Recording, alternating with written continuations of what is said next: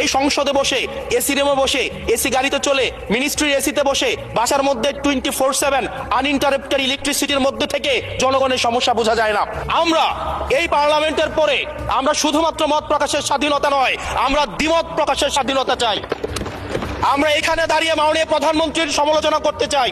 আমরা দেখেছি ক্ষমতাসীন যারা রয়েছে তারা তাদের সন্তানদেরকে বিদেশে রেখে নিরাপদ ভবিষ্যৎ নিশ্চিত করে, আর মধ্যবিত্ত সন্তানরা যাদের বাবা মায়েরা কলকারখানায় কাজ করে, যাদের বাবারা রেমিটেন্স যোদ্ধা, যাদের বাবারা কষ্ট করে তাদের সন্তানদেরকে বিশ্ববিদ্যালয়ে পাঠায়, তাদের সন্তানদেরকে ক্ষমতালোভী রাজনীতিবিদরা তাদের সন্তানদেরকে ব্যবহার করে তাদের ক্যারিয়ারে ঝুঁকিতে ফেলে তাদের গদি বা পাটাতন শক্ত করার জন্য নিজের সন্তানের ভবিষ্যৎকে বিদেশে রেখে নিরাপদে রাখে, আর পরের সন্তানের ভবিষ্যৎকে নিয়ে ছিনিমিনি খেলে। মাননীয় স্পিকার, যদি আজকে এটা 2014 সালের সংসদ হতো, আর যে সংস্কার প্রস্তাবগুলো এই পাশ থেকে দেওয়া হয়েছে, ঐকমত্য কমিশন থেকে দেওয়া হয়েছে, এই সংসদের একজনকেও খুঁজে পাওয়া যেত না যে এই সংস্কারের বিরুদ্ধে অবস্থান নিত। এই সরকারি দল এবং বিরোধী দল একটা আপেক্ষিক বিষয়।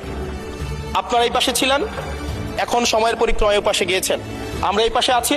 যদি জনগণ চায়, আমরা যদি মানুষের ম্যান্ডেট নিয়ে এগিয়ে যেতে পারি, তাহলে সময়ের পরিবর্তন আছেন মাননীয় প্রধানমন্ত্রী। ওনার সন্তান যেই প্রজন্মের, আমরা একই প্রজন্মের, আমাদেরকে ধারণ করার চেষ্টা, আমি চাইবো আপনারা সবাই আমাদেরকে ধারণ করার চেষ্টা করবেন।